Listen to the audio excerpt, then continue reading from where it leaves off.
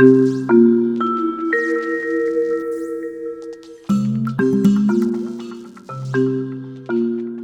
afternoon, everyone. I'm Josh Welsh, president of Film Independent, and welcome to a very special edition of Film Independent Presents. We're so excited to be having a conversation today about bad acts with the filmmakers. And to moderate today's well, before we get to moderating, let me just say thank you to Vision Media, our streaming partner, to the HFPA for their support, and to IFC for making today possible.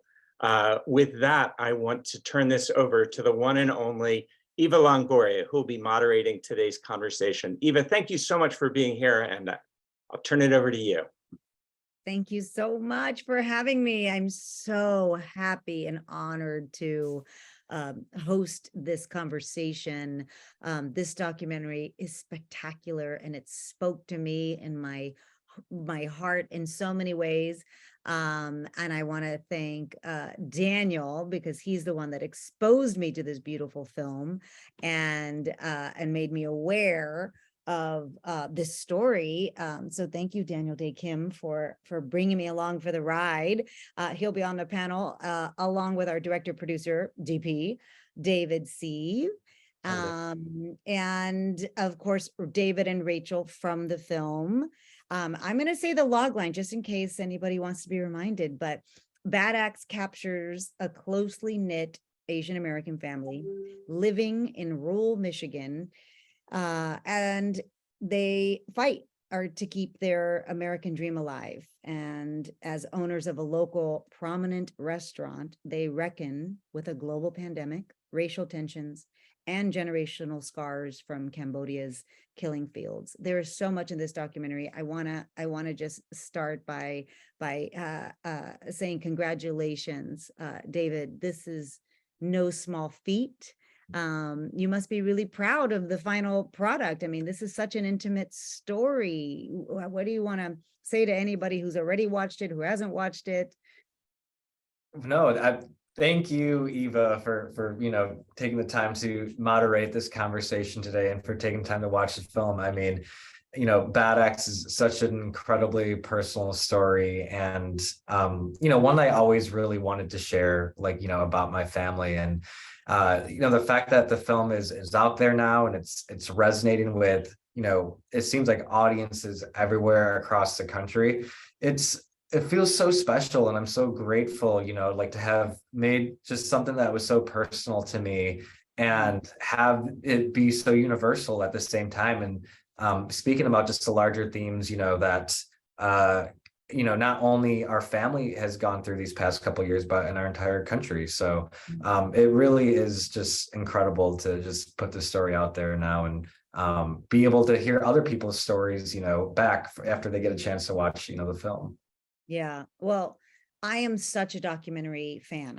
I'll watch a documentary about rocks. Like, I just love getting to know things and people and stories. And I love how documentaries really humanize issues. And I feel like you hit upon so many issues, and the pandemic kind of magnifies all these issues.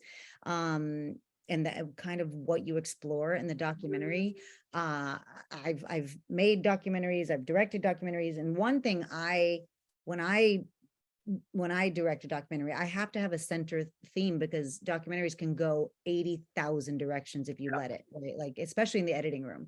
And Right. So what did you choose to focus on? Like, what was your North Star when you were thinking of doing this? Obviously it's your family, so you're a little biased already with like, Sure. I know what I want to show and what maybe I don't want to show.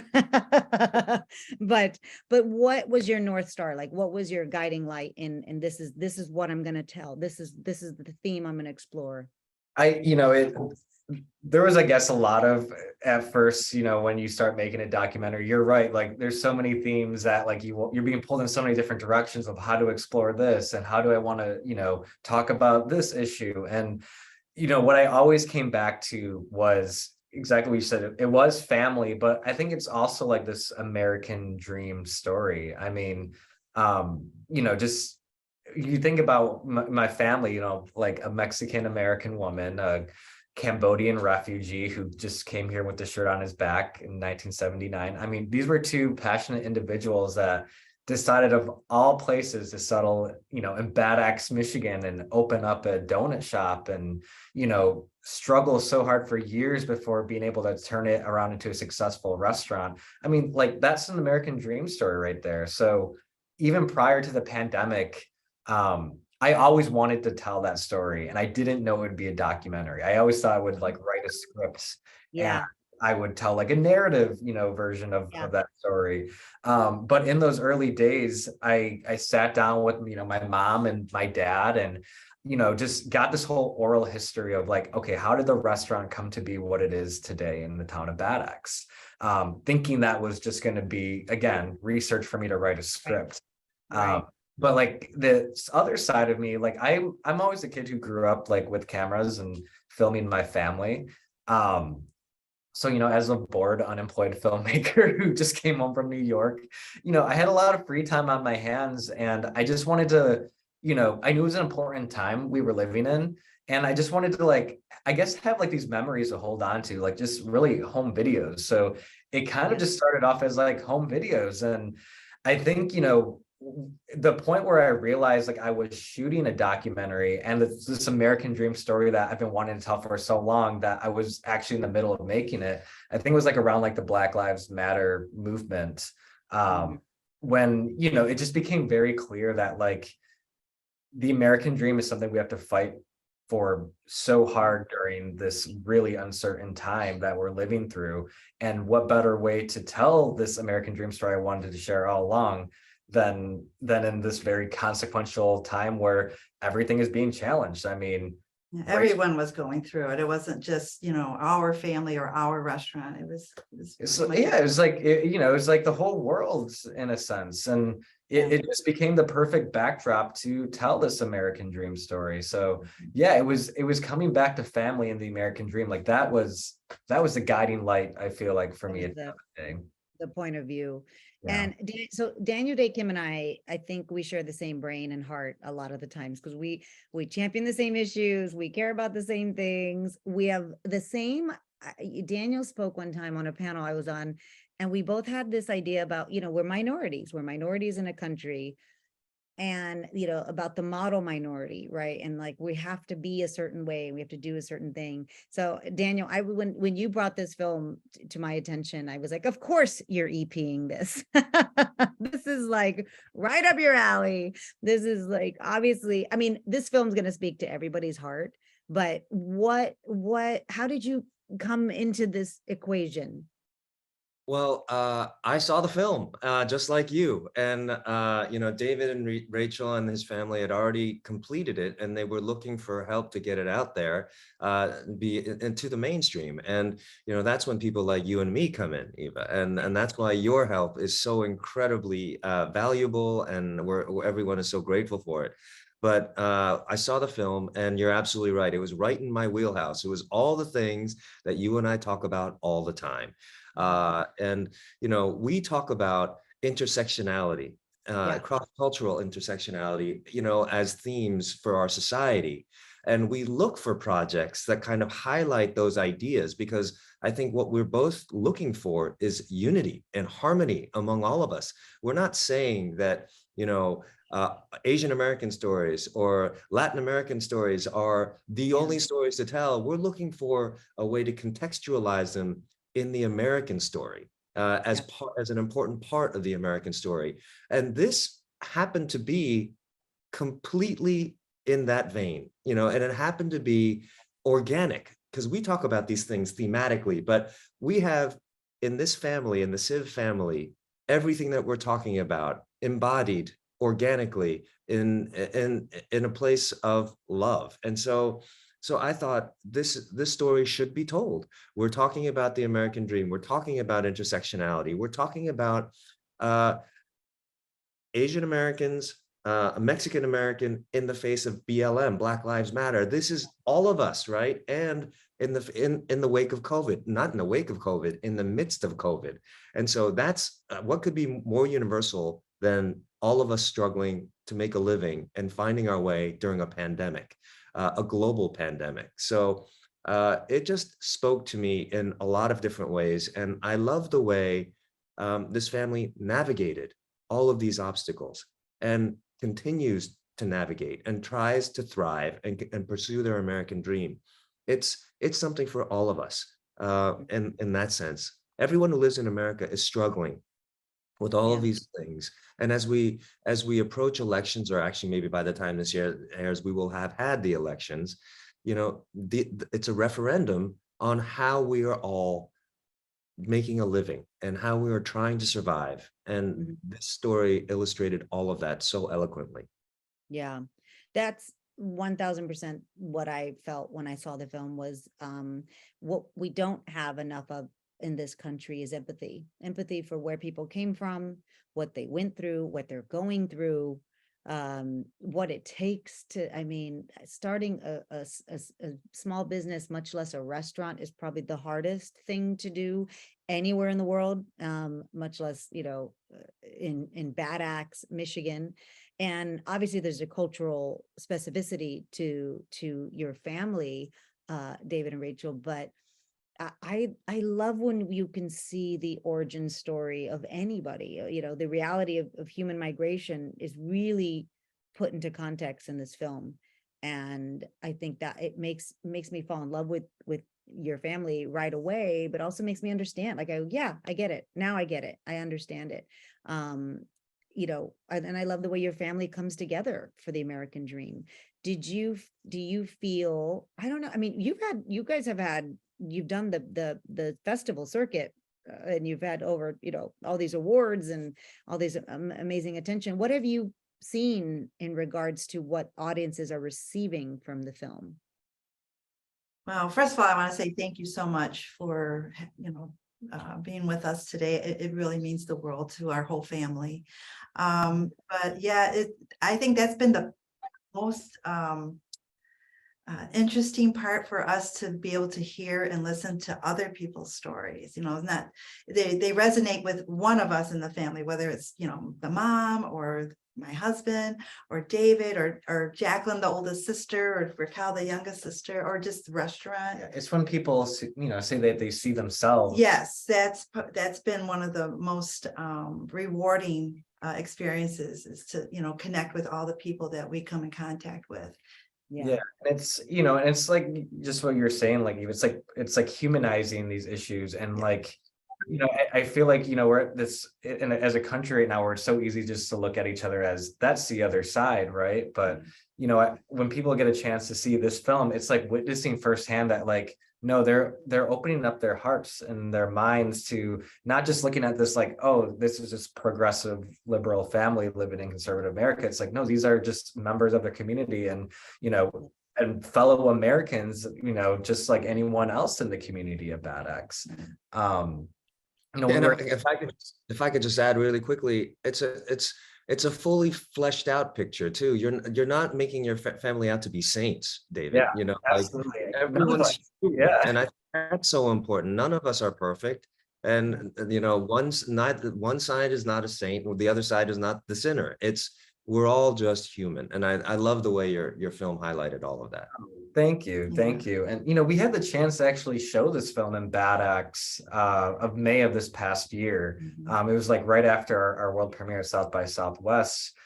We put together just like a small local screening that was really for like a lot of the community members who helped donate to the film's, you know, crowdfunding campaign. But we ended up having, you know, like probably 20 or 30 open seats that we gave to the general public. And most of the people who filled those open seats were actually like the skeptical people. Like, these were the individuals that were commenting on the Rachel social media page and literally stopping my mom like in our local Walmart, telling her we're not going to support the business anymore because of what your son is doing. I mean, you know, those were, and at that time I knew, did you see the movie yet? Yeah, no one's seen it. No one saw the movie yet, but so we were really nervous for that evening. But you know, after the credits rolled and the lights came up, you the film was just met with so much genuine love, just not only from the people in that room who helped make it possible, but from a lot of those individuals who were, very wary of like what this film, how it was going to paint Bad Axe. And then, afterwards, that was the beginning of like just being and have conversations, because pretty much every single one of those individuals came up to us afterwards and they said, "I'm sorry." It was so. It was, Wow. I'm sorry for, they said, "I'm sorry for judging your family and your story before I had the chance to see it for myself."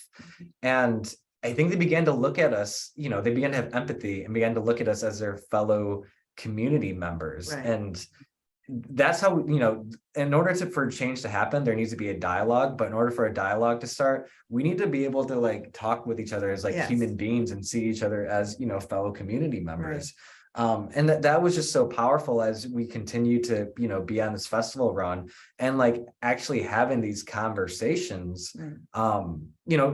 It's a start, right? And change happens at a very slow pace, whether we like it or not. But like being able just to speak with one another and talk about our experiences and not be discredited, that's just been one of the, I think, the most special things about being on this journey so far, is people feeling represented and people being willing to have a dialogue.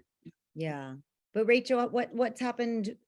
What's the reaction you've gotten specifically with screenings and people coming up to you? What's their opinion? It's been all over the board, which is really cool because you get to hear so many different perspectives on what they got out of the movie or what they saw. And honestly, I just have to say, connecting with their feelings of like, how did you raise such a outspoken children? And I said, well, that's something that was really important for my husband and I when we had our children. Unfortunately for myself, being Mexican American, it's one of the things I have a big regret is I never even learned to speak Spanish because our parents didn't want us to, It was because we couldn't. It was just because they didn't want us to,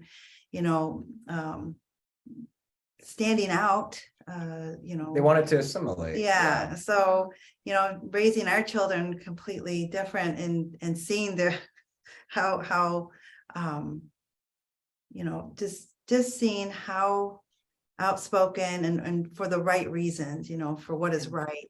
It really makes me proud to have children that can speak their minds. But I think that's come from a lot of hard conversations between each other, Yeah, it didn't just happen. Because, well, it's like Jacqueline says in the film, like my parents, like they were taught to follow this model minority, myth. Is keep your head down, show up to work, and you'll succeed as long as you work hard, right? Whereas like I feel like, through a lot of hard conversations, we've learned that like, our generation. Yeah, I think that's what changed me the most too. Like, before, if I would hear like a racial comment or whatever, I just kind of ignore it and, move along with my own business. But now I stand up, like, why would you say that? Or She does, yeah. That's not very nice, or, you wouldn't like people to talk to you like that. So it's changed me in a sense on that as well. So, Yeah. Children taught me. but they taught us though too. It's like we teach, I don't know, I feel like you and Papa have always taught us to like just do the right thing. Yeah. What's right. That's such a crucial part of the film too, the intergenerational views and perspectives on the American dream. Listening to your father tell his story and his beliefs about guns vis-a-vis the way you guys feel about guns, and the way you feel about assimilation versus the way that your mom feels about assimilation. And she was taught these are all really important parts of the story to tell as well. Yeah. So true. It's so funny because I didn't grow up speaking Spanish either. I learned late in life. I was like, 40 when I learned Spanish. But there is, this idea of what a Mexican American looks like, of what an Asian American looks like, of what, and it's so much more than that. And we're so layered, and we're so, and the fact that we're American as well, like we, at the end of the day, and that's what I like about the film as well. Sorry, what were you going to say, David?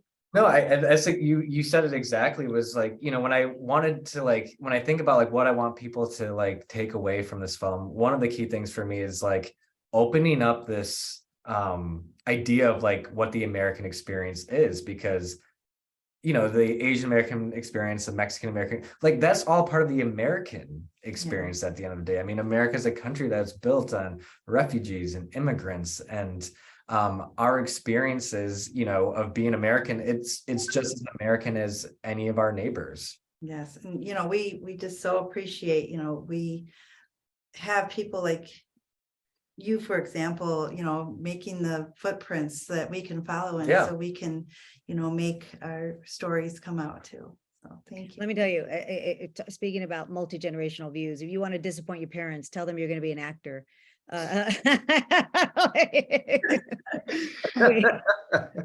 We paid for you to go to college and you're going to do what? Or a filmmaker, right? It was, David? when my dad says, look, as long as you get into the University of Michigan, you can study whatever the heck you want. And when I told him I'm going to study film, he's like, oh my God, I should have put more stipulations on this. Yeah, let me tell you, I'm the underachiever in my family for sure. I mean, I come from a family of educators, and so yeah, I get that. I did like that too, Daniel, that multi-generational point of view with what does success mean? What does success look like, right? And so I think a lot of people are gonna relate to that. I wanted to ask Daniel, what do you hope people get from this film? That despite our challenges, despite our obstacles, we can do this together.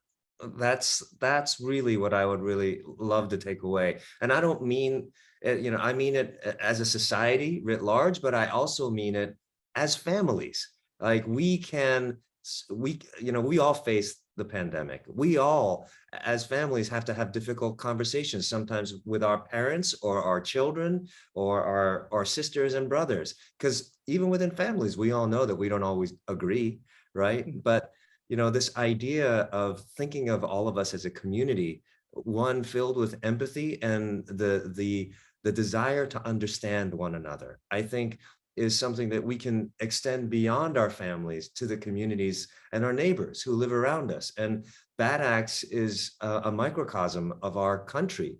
Bad Axe I consider to be the front line of cultural differences in our country and actually the world, if you think about it, with the recent elections in various countries around the world.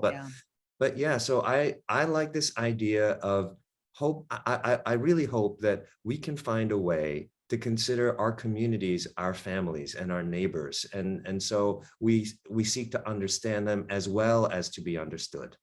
No, I love that, Daniel, because we always say is if people walk away with this hope that we can just begin to just have these tough dialogue and conversations, and you see this happen within the Siev family. Uncomfortable conversations that you have to have them. And if the Siev family can do it, hopefully there's a bigger takeaway there that, we can do that within our own communities, like Bad Axe, just like anywhere else, in the US. So.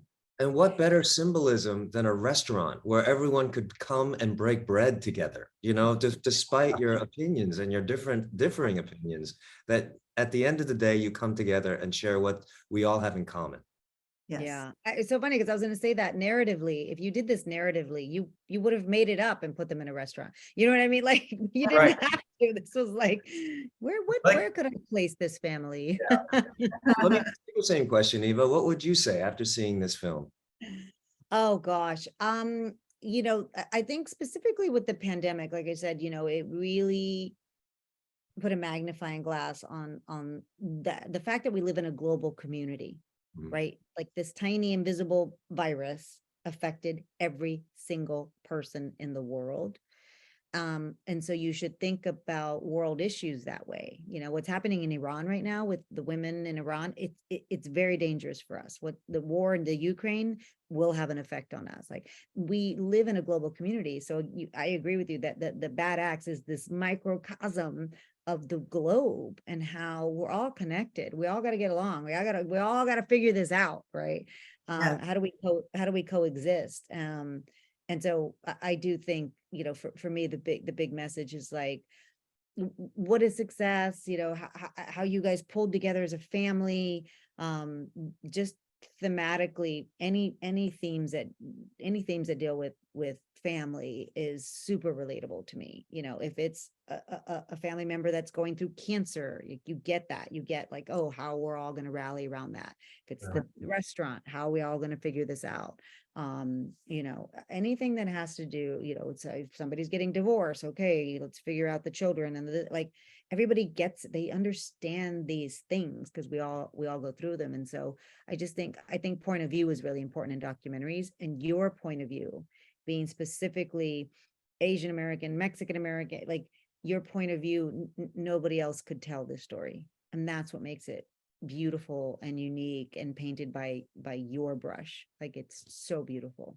Thank you. Thank you. I wanted to ask you, I know we're running out of time, but I wanted to ask you, was there any point in which you were going to stop, like you were filming and going, this is going to be nothing, this is leading to nowhere, what am I doing? No, Or that your family was like, could you please stop with the camera? Oh, yeah.